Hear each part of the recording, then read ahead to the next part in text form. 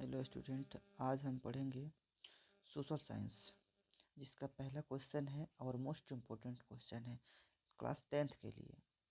पहला क्वेश्चन है हिंद चीन में कौन सा राष्ट्र शामिल नहीं है। तो इसका ऑप्शन 4 दिया है, जिसमें पहला वियतनाम, दूसरा लाओस, तीसरा चीन, चौथा कंबोडिया। इसमें 3 देश शामिल था, जिसमें एक देश शामिल है, उसको चूज करना है। तो पहला देश देखिए वियतनाम, दूसरा लाओस, तीसरा कंबोडिया। इसमें सी जो है, इसका आंसर सी होगा, यानी चीन शामिल नहीं था। ये तीनों देश हमारे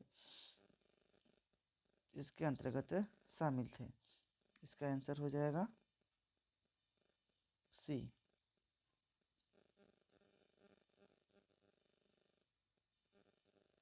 थोड़ा टेक्निकल इशू आ गया है, इसको देखते हैं हम। इसका आंसर सी होगा। आगे देखिए दूसरा क्वेश्चन। वियना कांग्रेस कब हुआ था, यानी दूसरा क्वेश्चन, वियना कांग्रेस कब हुआ था। तो 1820 में वियना कांग्रेस हुआ था।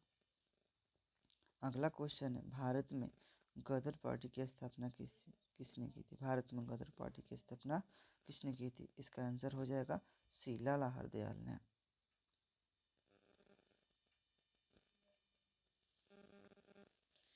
चौथा नंबर क्वेश्चन, द्वितीय महायुद्ध के बाद यूरोप में किस संस्था का उदय आर्थिक दुष्प्रभावों के समाप्त करने के लिए हुआ।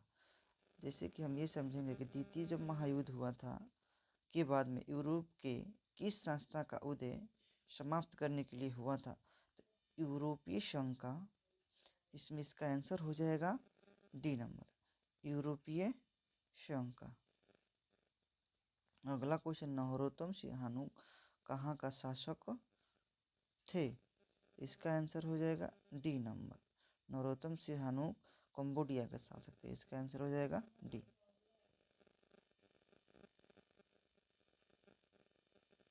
अगला क्वेश्चन है, वाष्प चालित इंजन का आविष्कार किसने किया था, यानी वाष्प से चलने वाले इंजन का आविष्कार किसने किया था।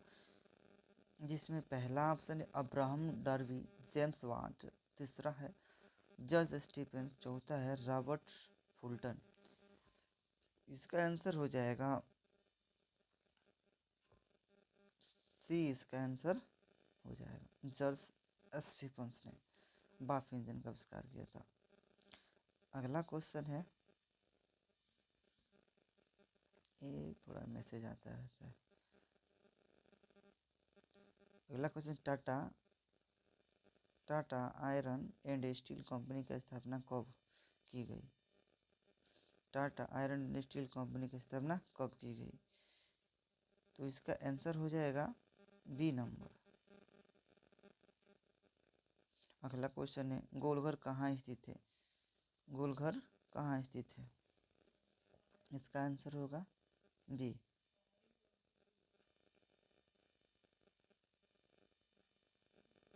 अगला क्वेश्चन है, किस अमेरिकी राष्ट्रपति ने न्यू डील लागू की। किस अमेरिकी राष्ट्रपति ने न्यू डील लागू की। तो इसका आंसर हो जाएगा आपका पहला नंबर, वुडरो विल्सन। जी हाँ दोस्तों, यदि आपको आंसर याद है, आता है आपको, तो आप अपने कमेंट बॉक्स में आंसर दे सकते हैं। और ये क्लास आज से शुरू हुआ है। अब देखिए अगला क्वेश्चन क्या है, नेपोलियन संहिता किस वर्ष लागू की गई थी। नेपोलियन संहिता किस वर्ष लागू की गई। नेपोलियन संहिता किस वर्ष लागू की गई। इसका आंसर हो जाएगा 1804 ईस्वी में। फ्रैंकफर्ट की संधि कब हुई थी। जी हाँ दोस्तों, इसका आंसर मुझे अभी याद नहीं आ रहा है, मैं अगले क्लास में बताऊंगा। यदि आपको याद है तो कमेंट बॉक्स में कमेंट करें।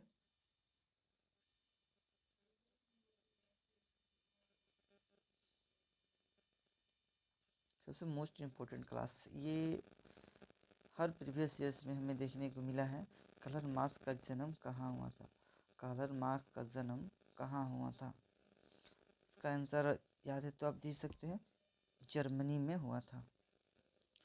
1991 में कौन सा अस्तित्व में आया था? 1991 में कौन सा अस्तित्व में आया था?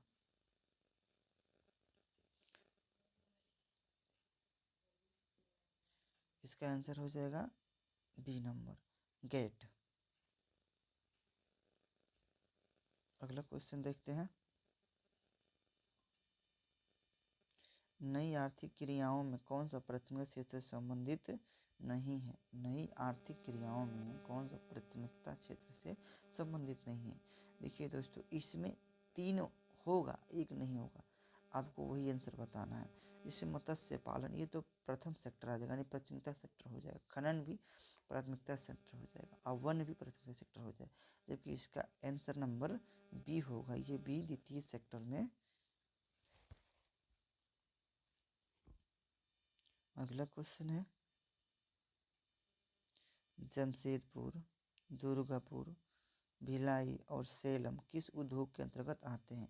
ये 4 इंडस्ट्री दिया गया है, इसको इंग्लिश में इंडस्ट्री बोलते हैं। जैसे कि पहला देखते हैं कि जमशेदपुर, दूसरा दुर्गपुर, भिलाई और सेलम। ये उद्योग जो है ना, किस केंद्र में आते हैं? सीमेंट में, चीनी में, आयरन और स्टील में, कि वस्त्र में? जी दोस्तों, हम जानते हैं कि ये चारों जो कंपनियां हैं स्टील उत्पादन करती है, इसलिए इसका आंसर होगा सी नंबर। प्रति व्यक्ति आय का आशय क्या है? प्रति व्यक्ति आय का आशय है, प्रति व्यक्ति आय का आशय है। तो आप इसमें देख सकते हैं, पहला ऑप्शन दिया संपूर्ण आय, औसत आय, राष्ट्रीय आय, सीमांत आय। तो इसमें कौन सा आंसर होगा आप? तो इसमें पहला जो प्रति व्यक्ति आय का आशय होता है, वो राष्ट्रीय आय से संबंधित है, राष्ट्रीय आय से संबंधित है।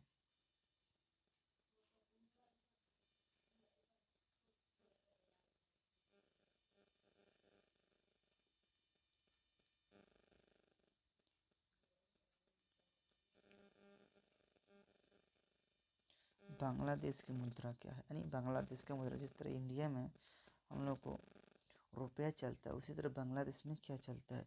आपका ऑप्शन 4 दिया गया है। पहला ऑप्शन रुपया, डॉलर, क्रोन, टका।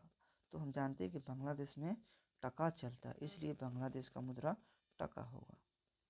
राष्ट्रीय आय का अर्थ होता है, राष्ट्रीय आय का अर्थ होता है जो राष्ट्र में इनकम है ना, उसका क्या अर्थ होता है? उसका अर्थ क्या होता है, यही देखेंगे। तो इसका देखेंगे, राष्ट्रीय आय का अर्थ सरकार की आय, पारिवारिक आय, सार्वजनिक उपक्रमों की आय, उत्पादन के साधनों की आय। इसमें हो जा उत्पादन के साधनों की आय, इसका आंसर होगा। अगला क्वेश्चन देखेंगे, भारत में उपभोक्ता संरक्षण कानून कब लागू हुआ? भारत में उपभोक्ता संरक्षण कानून कब लागू? उपभोक्ता को कहने का मतलब इंग्लिश में से कस्टमर्स संरक्षक, मतलब उनके हितों में कब ये कानून पारित किया गया था?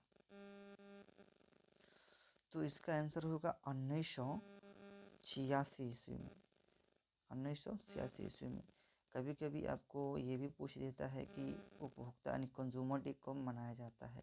तो ये कंज्यूमर डे 24 दिसंबर को प्रत्येक साल मनाया जाता है। जी हाँ दोस्तों, आज हम इतना ही तक रहने देते हैं, और ये डेली 20-20 क्वेश्चन कराएंगे, जिससे मोस्ट इम्पोर्टेंट है लगा है वही हम कराते हैं। और अच्छा लगेगा तो लाइक एंड शेयर सब्सक्राइब जरूर करिएगा, ताकि आगे भी इस तरह का वीडियो हम अपलोड करें।